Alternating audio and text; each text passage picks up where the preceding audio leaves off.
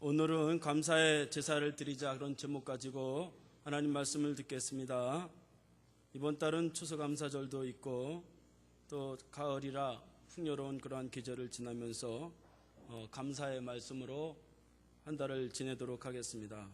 오늘은 첫째로 하나님 앞에 어떤 예배를 우리가 드려야 되느냐 하는 것들을 살펴보며 은혜를 나누겠습니다. 여러분, 오늘 아침에 예배 드리러 나올 때 참 굉장히 분주하고 또 이렇게 바쁘게 그런 가운데서도 예배 드리러 나오셨죠. 저도 아침에 나올 때 막 헌금봉투 찾느냐고 막 여기저기 헌금봉투 어디 있느냐, 또 뭐 옷을 또 이거 입었다 저거 입었다 막 바쁘게 그렇게 하면서 이렇게 헌금을 챙겨가지고 나오고 또 옷을 이렇게 깔끔하게 입고 이렇게 설교를 준비해가지고 이렇게 또 나왔습니다. 우리가 하나님 앞에 이렇게 여러 가지를 준비해서 예배를 드리는데 하나님이 다 이 모든 것을 다 받으시죠. 그럼에도 불구하고 우리가 잊지 말아야 하는 것은 우리의 마음 중심이 어떤 마음을 가지고 하나님 앞에 예배를 드리는가 하는 것이 더 중요하다라고 하는 것입니다. 하나님은 중심을 받으시고 우리의 마음을 먼저 받으시기 때문에 우리의 마음 자세가 어떻게 나오느냐 하는 것이 중요하다 하는 것입니다. 오늘 시편 50편은 그 위에 보면 아삽의 시라고 그렇게 나와 있습니다. 이 아삽은 성전에서 찬양대를 이끌었던 우두머리, 이렇게 성경에 보면 나와 있습니다. 그래서 역대상 16장 4절에서 5절에 보면 또 레위 사람을 세워 여호와의 궤 앞에서 섬기며 이스라엘 하나님 여호와를 찬송하게 하고 감사하며 찬양하게 하였으니 아삽은 그의 우두머리요, 그렇게 말하고 아삽은 재금을 힘있게 찾느니라, 그렇게 말합니다. 역대상 23장 5절 말씀에 보면 당시에 찬양대가 약 4,000명의 찬양대가 있었는데 그 찬양대를 이끌었던 사람이 바로 이 아삽이었습니다. 그러니까 오늘날로 말하면 찬양대장님이나 지휘자 정도 되시는 분입니다. 근데 이 아삽이 이제 찬양을 하는데 그 다윗이 아삽을 세워서 찬양을 하는데 그 찬양의 내용이 무엇이냐 하는 것입니다. 다윗은 오벳에돔에서 여호와께가 들어와서 다윗성으로 들어올 때에 자신은 에봇을 입고 찬양대에게 모두 세마포를 입히고 하나님을 찬양하게 했는데 그 찬양의 내용, 그것을 이끌었던 것은 아삽이었고 아삽이 주로 찬양했던 것은 하나님께 감사하자, 하나님의 인도하심에 감사하자, 이 찬양의 내용이 주된 내용이었습니다. 그래서 역대상 16장 7절에서 8절 말씀에 보면 그날에 다윗이 아삽과 그의 형제를 세워 먼저 여호와께 감사하게 하여 이르기를 너희는 여호와께 감사하며 그의 이름을 불러 아뢰며 그가 행하신 일을 만민 중에 알릴지어다, 그렇게 말합니다. 그러니까 아삽이 4,000명의 찬양대를 이렇게 데리고 여호와를 찬양하는데 그 주된 내용은 감사하자, 여호와께 감사하자, 그런 찬양으로 드렸습니다. 그래서 오늘 시편 50편의 말씀은 아삽이 여호와께 감사함으로 나아가면서 제사 드리는 그 사람들의 모습을 보면서 그 사람들의 자세와 그 사람들의 결과가 어땠느냐 하는 것들을 그렇게 시로서 기록해 놓은 그러한 말씀이라고 볼 수 있습니다. 아삽은 하나님의 인도하심 속에 그 살아가는 그 다윗의 모습을 옆에서 지켜보면서 하나님이 그를 어떻게 세우시고 어떻게 크게 쓰시는지를 지켜보면서 이 감사의 마음, 감사의 제사가 얼마나 중요하냐 하는 것을 이제 기록해 놓은 것입니다.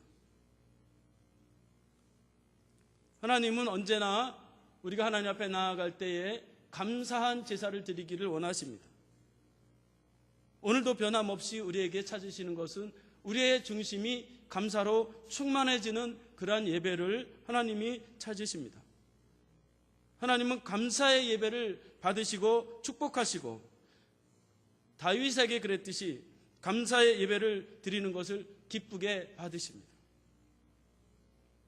우리가 감사의 예배를 드리기만 하면 기적이 일어나고, 감사의 예배를 드리기만 하면 문제가 해결됩니다. 감사의 예배를 드리면 삶이 변화가 되고 마귀가 물러갑니다. 그래서 우리가 감사의 예배를 드려야 된다라고 하는 것입니다. 그러면 감사의 이 예배, 감사의 제사는 어떤 제사일까요? 첫 번째로 감사의 제사는 대상을 분명히 알고 드리는 제사입니다. 7절 말씀에 보면 내 백성들아 들을지어다 내가 말하리라 이스라엘아 내가 증언하리라 나는 하나님 곧 하나님이로다 그렇게 말합니다. 여기서 하나님은 엘로힘 이런 원어적인 말이 있습니다. 전능하신 하나님입니다.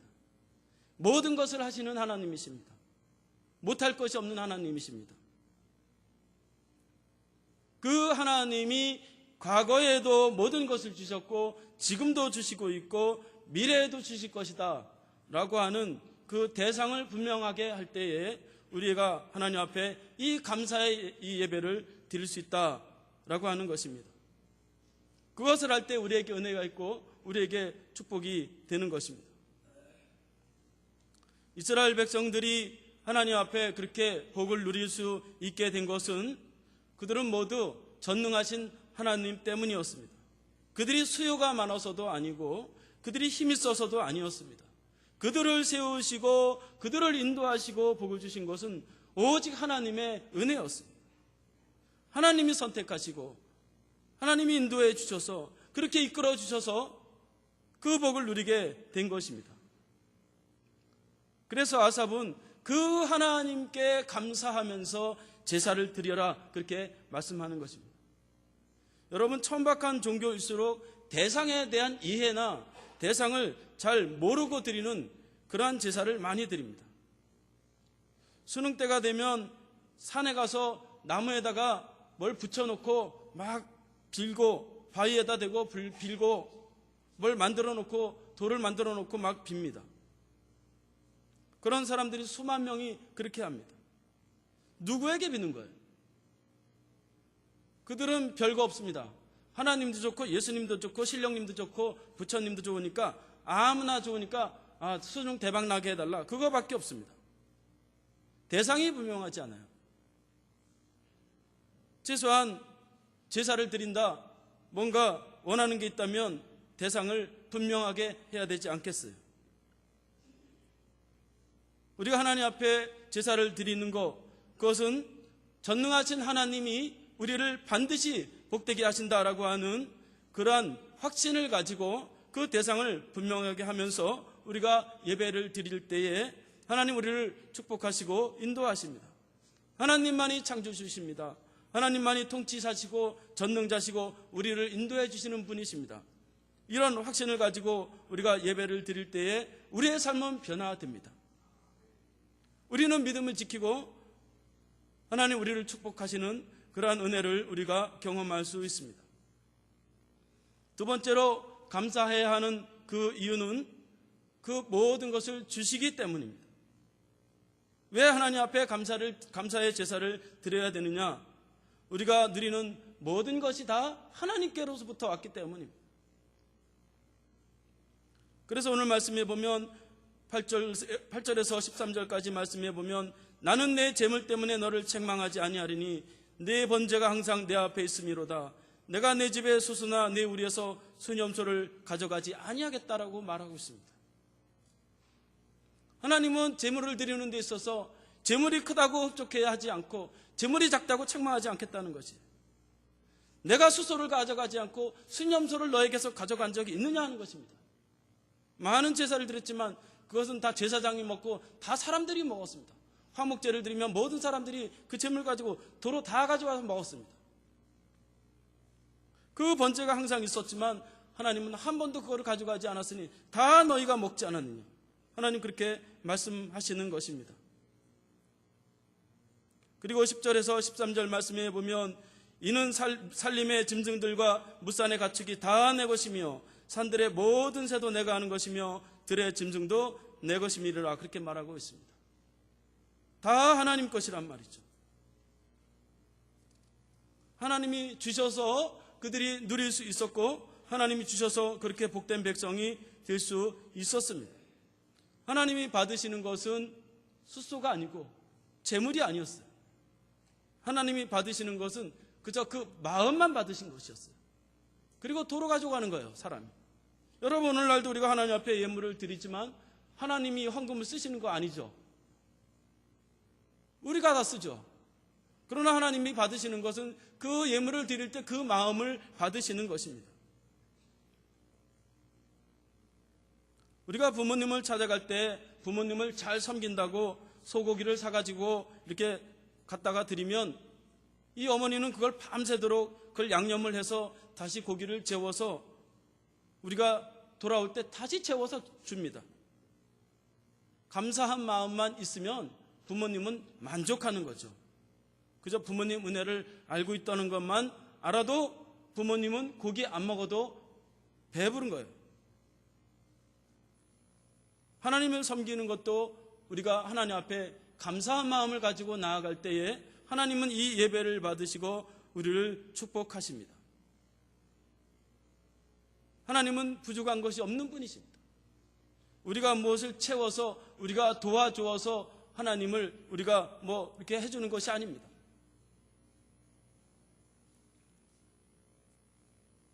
다 하나님이 주셔서 우리가 누리는 것이고 모든 것이 다 하나님께로부터 왔기 때문에 감사하면서 이 예배를 드릴 때에 하나님은 우리에게 큰 은혜와 복을 내리시는 것입니다. 그래서 우리가 수동적 자세가 예배 드릴 땐 중요한 거죠. 예배 드리면서 자신을 돌아보는 게 무엇을 드린다는 행위보다 더 중요한 것입니다. 이렇게 우리가 그 하나님, 창조주 하나님, 모든 것을 주시는 그 하나님을 높여드리는 행위가 바로 이 감사의 제사인 것입니다. 여러분, 우리가 누리는 많은 것을 다 하나님 앞에 받았습니다. 우리가 돈이 많지는 않아도 생활하고 있고 가족이 있고 건강이 있습니다. 여러분, 우리가 이만큼 살게 된 거 여러분은 어떻게 생각하실지 모르지만 저는 하나님이 아니면 제 인생이 해석이 되지 않는 사람입니다. 어떻게 하나님 이렇게 될 수가 있느냐? 도무지 아무리 이해를 하려고 해도 이해가 되지 않는 사람입니다. 하나님께 감사의 제사를 드리는 사람을 하나님 복을 주시고 그를 세우시고 그에게 은혜를 주시고 구원하십니다. 세 번째로 예배를 드리는 목적은 무엇이냐? 그것은 하나님을 영화롭게 하는 것이 감사의 제사다, 그렇게 말하고 있습니다. 14절 15절 말씀에 보면 감사로 하나님께 제사를 드리며 지존하신 이에게 내 소원을 갚으며 환난 날에 나를 부르라. 내가 너를 건지리니 내가 나를 영화롭게 하리라, 그렇게 말하고 있습니다. 23절 말씀에도 감사로 제사를 드리는 자가 나를 영화롭게 하나니, 그렇게 말하고 있습니다. 우리 예배의 목적은 하나님을 영화롭게 하는 것입니다. 우리의 재미나 우리의 기분이나 우리가 은혜 받는 거나 그런 것도 다 중요하죠. 그러나 제일 된 목적은 하나님의 이름을 높이고 하나님을 영화롭게 하는 것입니다. 그 어느 것도 예배의 목적이 될 수 없습니다. 요즘 보면 그저 좋은 설교 찾아서 이곳에 가서 설교 한번 듣고 저곳에 가서 설교 한번 듣고 그저 설교 찾아서 들으러 다니는 사람들이 그렇게 많대요. 예배라고 하는 것은 설교 들으는 시간이 아닙니다. 설교 들으려면 집에서 TV 봐도 됩니다. 예배는 설교도 중요하지만 이 예배 순서마다 우리가 어떤 마음의 자세로 참석하느냐 하는 것이 더 중요합니다. 그러니까 예배 자체가 중요한 것이지 설교만 쏙 빼서 그것이 중요한 것이 아니란 말이죠. 그래서 우리가 하나님 앞에 예배 순서마다 하나님 앞에 감사하면서 집중하면서 그러면서 예배를 드릴 때에 우리의 삶이 변화되고 우리가 복을 누릴 수 있게 됩니다. 찬송가를 부르는 시간에 감사를 떠올려야 됩니다. 기도하는 시간에 감사를 떠올려야 됩니다. 헌금 시간에 헌금을 드리면서 나는 얼마나 하나님 앞에 감사할 것이 많은가, 그것을 생각하면서 헌금을 드려야 됩니다. 그러면 복이 됩니다. 저는 청년 때 그 십자가의 은혜가 너무 감사해서 헌금을 드려야 되는데 돈이 없어가지고 눈물을 흘린 적이 있어요. 주님, 제가 지금 돈이 없어서 헌금을 드리지 못합니다. 지금은 내가 이렇게 눈물밖에 흘릴 수 없지만 나중에 제가 헌금 많이 할 수 있게 해주세요. 제가 그랬어요.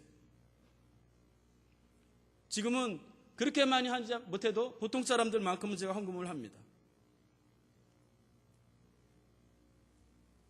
하나님이 축복을 주실 때에, 은혜를 누릴 때에 가장 평안할 때는 하나님께 감사로 예배 드릴 때예요. 하나님께 감사로 예배를 드리고 나아가는 그러한 심령들을 하나님 반드시 세우시고 반드시 축복하십니다. 반드시 우리를 통해서 영화롭게 하십니다. 그래서 목적이 하나님, 나를 통해서 하나님의 이름이 드러나게 해주세요. 나를 통해서 하나님이 영화롭게 해주세요. 나를 써주세요. 그렇게 여러분들이 기도하셔야 됩니다. 하나님의 이름이 높아지고 나를 통해서 하나님의 이름이 드러나면 우리는 세워지게 되고 하나님의 은혜와 축복 가운데 살아갈 수 있게 됩니다. 그래서 우리가 매번 드리는 이 예배 시간을 통해서 하나님의 이름이 드러나도록 늘 감사해야 합니다. 예배 시간의 모든 순서마다 우리의 신앙이 얼마나 깊어지느냐, 얼마나 은혜를 많이 받았느냐, 얼마나 수준 높은 사람이 되느냐, 그런 것도 중요하지만 선행되어야 할 것은 지금 하나님의 이름을 영화롭게 하는 것입니다. 우리의 예배 드림을 통해서 감사함으로 하나님의 이름이 높아지는 것입니다. 다른 건 못해도, 여러분들이 이 예배 하나만 다른 건 못해도 성공한다면 여러분들의 삶을 하나님이 책임지십니다. 하나님 우리 중심을 보시고 반드시 은혜를 주십니다. 그래서 그것이 흩어지지 않도록 해야 합니다. 네 번째로, 감사를 실천하는 구체적인 방법은 무엇입니까? 어떻게 감사의 예배를 우리가 실천할 수 있습니까? 23절 말씀해 보니까 감사로 제사를 드리는 자가 나를 영화롭게 하나니 그의 행위를 옳게 하는 자에게 내가 하나님의 구원을 보이리라, 그렇게 말하고 있습니다. 감사로 예배를 드리는 자는 행위를 옳게 하라는 것입니다. 감사의 예배의 실천은 삶에 적용되는 것입니다. 예배의 모습이 삶에 그대로 적용되는 것입니다. 그대로 유지되는 것입니다. 삶은 예배처럼, 예배는 생활처럼 그렇게 될 때에 하나님께서는 하나님의 구원을 보이시겠다고 말씀하고 있습니다. 이스라엘 백성들은 하나님께 제사를 수백 년 동안 반복하는 가운데 이제 그 제사가 답습되어 가지고 그저 하나님께 그냥 제사만 드리면 된다, 그렇게 생각했어요. 그리고 하나님께 제사도 드리고 또 다른 우상에게도 제사를 드리고 막 이렇게 겸해서 제사를 드렸습니다. 무슨 보험 들어놓는 것처럼, 여기도 보험 들어놓고 저기도 보험 들어놓는 것처럼 그저 나를 지켜주고 나를 보호해준다 그러면 하나님께도 제사 드리고 우상에게도 제사를 드리고, 심한 경우는 하나님께 제사 드리고 문 열고 나가면서 그 옆에 우상제단이 있어가지고 거기 가서도 또 제사를 드리고 나가는 그런 때도 있었습니다. 그래서 성경에 보면 하나님의 전보다 산당이 더 많았어요. 하나님은 그 행위를 옳게 하라는 것입니다. 제사도 드려야 되지만 행위가 제사와 같아야 된다는 것입니다. 그러니까 예배라고 하는 것은 지금 이 시간 우리가 깨끗한 옷을 입고 바르게 앉아서 제사를 드리는 것, 그것도 중요하지만 하나님이 그것을 가지고 평가하거나 그것을 가지고 축복하는 게 아니라는 것입니다. 하나님의 눈도장을 찍는 시간이 아닌 것입니다. 예배를 드리는 것과 동시에 내 삶을 변화시켜야 되는 것입니다. 예배 때 거룩한 모습이 삶의 거룩한 모습으로 변화되어야 되는 것입니다. 예배 때 회개했으면 생활 가운데서 나의 잘못된 것을 회개해야 되는 것입니다. 예배할 때 나의 잘못을 아파했으면 삶 가운데서 나의 잘못된 삶을 아파해야 되는 것입니다. 진정한 예배는 삶을 변화시켜서 제자리로 돌려놓는 그러한 시간이야말로 진정한 예배가 되는 것입니다. 그래서 예배 시간이 삶과 일치해야 되는 것입니다. 예배에서 하나님을 만났으면 삶 속에서 하나님을 만나야 되는 것입니다. 예배에서 내가 하나님 앞에 고치겠다고 결단했으면 내가 이제 생활 가운데서 끊어야 될 것은 끊고 삶 가운데서 고쳐야 되는 것입니다. 그 중심이 맞을 때에 하나님 우리를 놀랍게 축복하시고 우리를 큰 하나님의 은혜로 주시는 것입니다. 그래서 예배의 결국은 삶의 적용으로 끝이 나는 것입니다. 여러분, 신약성경에 예수님이 헌금을 드리는 것을 많이 책망했어요. 바리새인들과 사두개인들은 너희가 고르반만 드리면 된다 그렇게 말했어요. 성전에다 헌금만 잘 드리면 된다, 고르반만 드리면 된다 그렇게 말했어요. 그래서 예수님은 마가복음 7장 11절 말씀에 보면 너희가 고르반만 드리면 다냐 그렇게 말했어요. 예수님은 이렇게 말씀하십니다. 너희는 이르되 사람이 아버지에게나 어머니에게나 말하기를 내가 드려 유익하게 할 것은 고르반 곧 하나님께 드림이 되었다고 하면 그만이라 그렇게 말했단 말이죠. 예배에 제물을 드렸는데 부모에게는 드리질 않는 것을 가지고 예수님은 책망하세요. 너희가 고르반만 드리면 다냐? 잘못된 예배라는 것입니다. 예배를 드리면서 헌금을 드리면서 부모님도 생각하고 부모님의 건강도 생각해야 되는 것이고 또 부모님에게 용돈도 줘야 되는 것이고 그렇게 되는 것인데 그걸 바리새인들과 서기관들은 그저 형식적인 그런 예배로 헌금 드리고 너희가 이제 고르반 드렸으면 됐다, 부모에게는 안 해도 된다 그렇게 가르쳤다는 것이에요.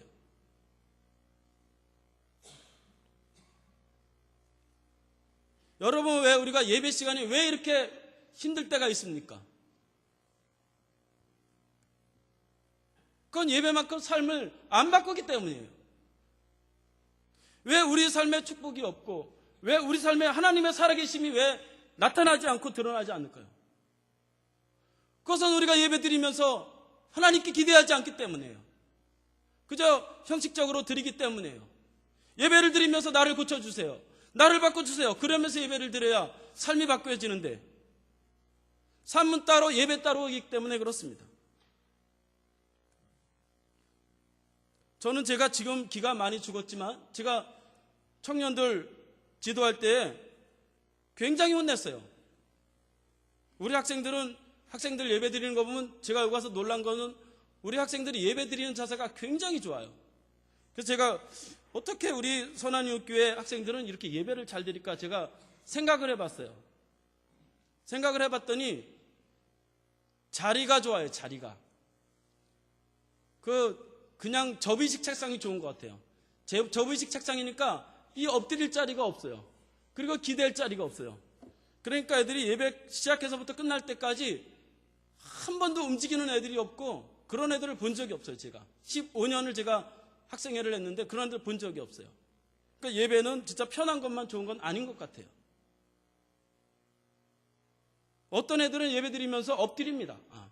요즘은 3분의 1은 아침에 9시에 예배 드리면 학생애들 오면 전부 엎드려서 안 일어납니다. 3분의 1은 엎드리거나 휴대폰 합니다. 내쫓았어요. 제가 왜 여기 와서 시간 허비하는데 니네가 그렇게 제가 책망했어요. 다 집사님 아들이고 장로님 아들이고 제가 욕 많이 먹었어요. 그래서 예배를 제대로 안 드리니까 자신의 삶이 변화가 안 되는 거예요. 하나님은 우리가 예배드리는 모습만큼 삶에서 변화시키기를 원하시는 것입니다. 여러분, 예배 한번 잘 드리면 진짜 세상 말로 대박 납니다. 창세기에 보면 예배 한번 잘 드려서 성공한 믿음의 조상이 된 사람이 있는데 아벨이에요. 아벨은 잘한 게 아무것도 없어요. 나약하고 가진 것 없고. 그런데 그가 한 가지 잘했는데 예배 한 번 딱 잘 드렸어요. 그런데 그 한 번의 예배를 하나님 받으시고 그를 믿음의 조상 삼으시고 믿음의 유인의 히브리서 11장에 그렇게 대대로 기록해 놓은 것이에요. 우리의 삶 속에 이렇게 하나님 앞에 우리의 삶과 일치시키려고 노력해야 합니다. 예배드릴 때 주님, 내가 감사한 마음으로 예배드리게 해주십시오. 나의 불평하는 마음을 없애주시고 나를 고쳐주십시오. 나를 살려주시고 나를 축복해 주십시오. 이런 심령으로 우리가 간절한 심령으로 예배를 드리고 그러한 심령으로 밖에 나가서 사실 때에 하나님은 우리를 놀랍게 축복하시고 구원하십니다. 오늘 말씀 23절 말씀에 그 행위를 옳게 하는 자에게 내가 하나님의 구원을 보이리라는 이 구원은 천국 간다 그런 의미가 아닙니다. 어려움에서 도와준다 이런 의미입니다. 천국 가는 것은 예수 믿어야 되니까. 그래서 우리가 예배 가운데 나의 삶을 결단하려고 하면 하나님 우리를 반드시 축복하십니다.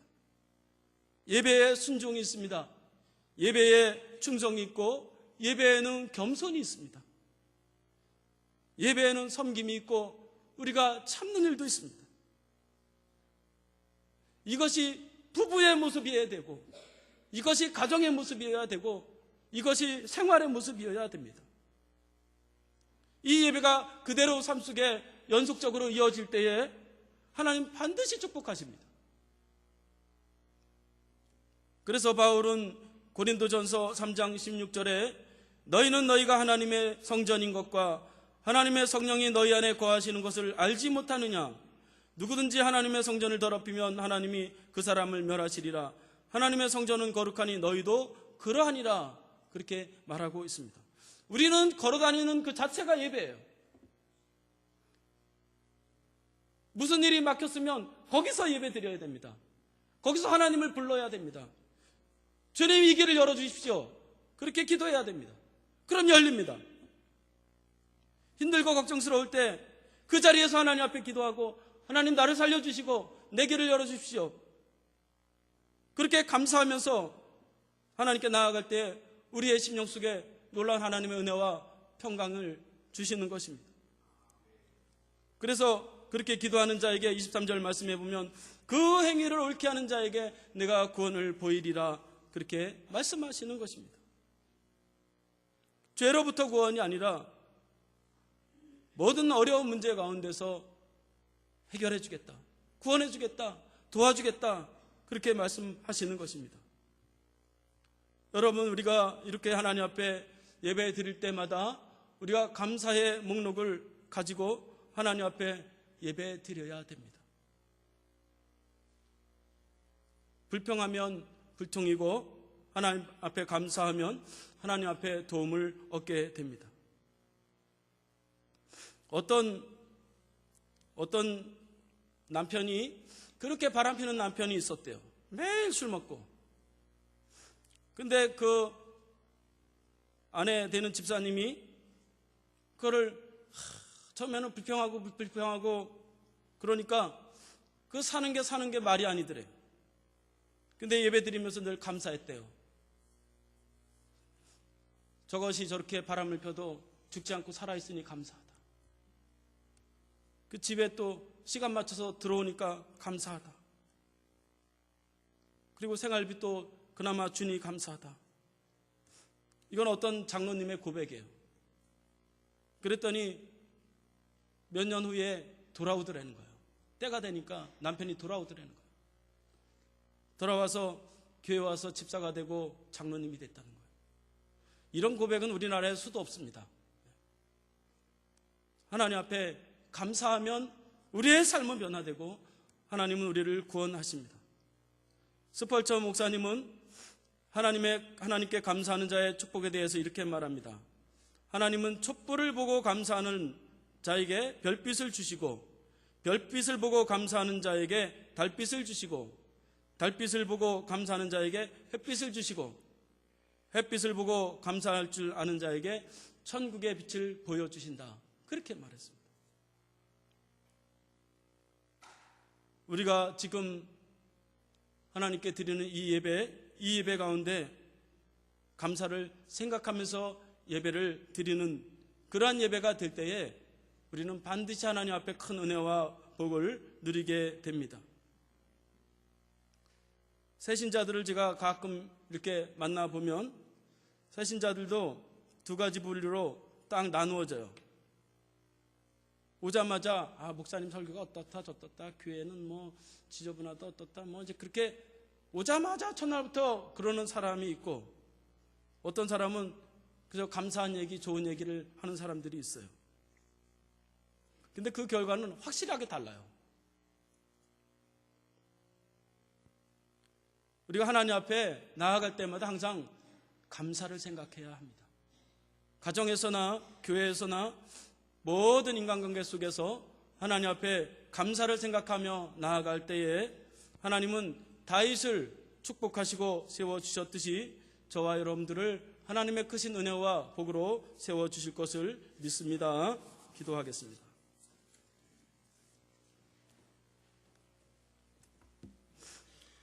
주여, 오늘도 말씀을 통하여 감사의 예배를 드릴 수 있게 하심을 찬양합니다. 저희들이 누리는 이 풍성함이 다 하나님의 은혜로 저희에게 주어짐을 늘 깨닫게 하시고, 우리가 힘들고 어려울 때에도 하나님의 손길이 늘 함께하고 계신다는 것을 늘 확신함으로 우리가 예배드리며 하나님께 감사하게 하시고, 그 예배의 모습으로 모든 생활 가운데 살아낼 수 있도록 주님 인도하여 주시옵소서. 예수님의 이름으로 기도하옵나이다. 아멘.